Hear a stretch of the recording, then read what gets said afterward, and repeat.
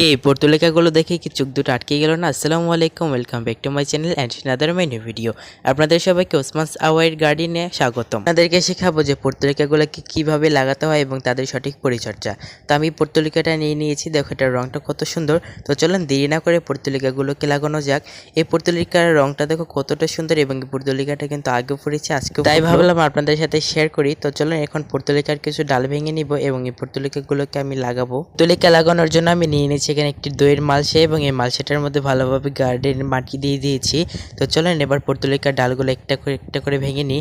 তো এখানে হচ্ছে দুটো রঙের পর্তুলিকা এবং আমি দুটো রঙের পর্তুলিকার ডাল ভেঙে নিচ্ছি। পর্তুলিকা গাছ কিন্তু খুবই অনায়াসে একটি ডাল থেকে হয়ে যায় এবং এখানে একটি ডাল জোগাড় করতে পারলে আপনার পুরো বাগান জঙ্গলে পরিণত হয়ে যাবে। এখানে দুটো কালার নেওয়ার পরে এখানে আরো একটি কালার নিয়ে নিচ্ছি। এক্ষেত্রে মিলে হচ্ছে আমার তিনটা রঙের পর্তুলিকা হলো। এইটা হচ্ছে আরো একটি কালার এবং এই কালারটা হচ্ছে অরেঞ্জ টাইপ কালার। এখন এখানে যে আরেকটা আছে ওটা হচ্ছে লাল রঙের পর্তুলিকা। দেখতে একই হলে কিন্তু দুটোই আলাদা। তো এখানে হচ্ছে মোট 5টি রঙের পর্তুলিকা। আমি এখানে 5 রঙের পর্তুলিকা নিয়ে নিলাম। যেখানে আমি 4 রঙের পর্তুলিকা দিয়েছিলাম সেখানে আমি 5 রঙের পর্তুলিকা দিব এবং এই 5 রঙের দাম আসছে 50 টাকা। এগুলো আমি খুবই অল্প দামে বিক্রি করছি এবং আরও বেশি রঙের দেওয়ার চেষ্টা করব, বাট আমার এখানে 4 রঙের পর্তুলিকাই ফুটছে।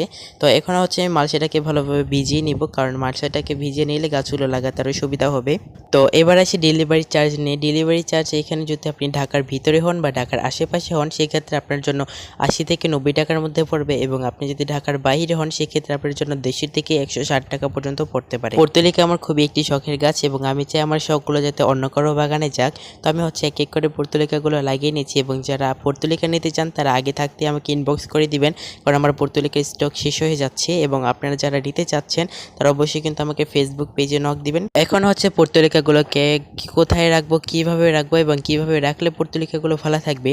তো পর্তুলিকা হচ্ছে রোদ প্রেমী গাছ, পর্তুলিকার রোদ খুবই ভালোবাসে।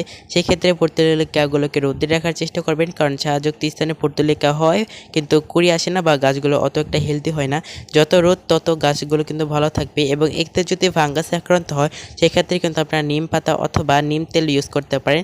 আমি কিন্তু এখানে নিম পাতা ইউজ করি এবং নিম পাতায় কিন্তু খুব ভালো কাজ হয়। আমার পর্তুলিকাগুলো কিন্তু লাগানো হয়ে গেছে, যেহেতু আজকে এগুলোকে লাগালাম তাই আজকের একদিনের জন্য ওই পর্তুলিকাগুলোকে ছায়াযুক্ত স্থানে রেখে দেব।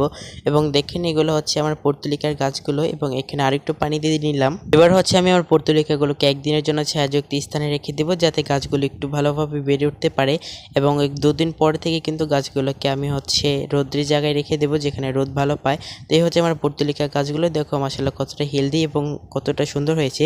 তো 5টা রঙের পর্তুলিকার জন্য কিন্তু আমি 4টা করে ডাল দিচ্ছি একই রঙের। যেগুলো হচ্ছে বিক্রি করছি সেগুলো হচ্ছে হাইব্রিড প্রজাতি এবং এখানে কিন্তু দেশি জাতের পর্তুলিকাও আছে। যদি কেউ দেশি জাতের পর্তুলিকা নিতে চান ইনবক্সে জানাতে পারেন। তো গাইস ভিডিওটি পর্যন্ত ছিল, সাবস্ক্রাইব করো।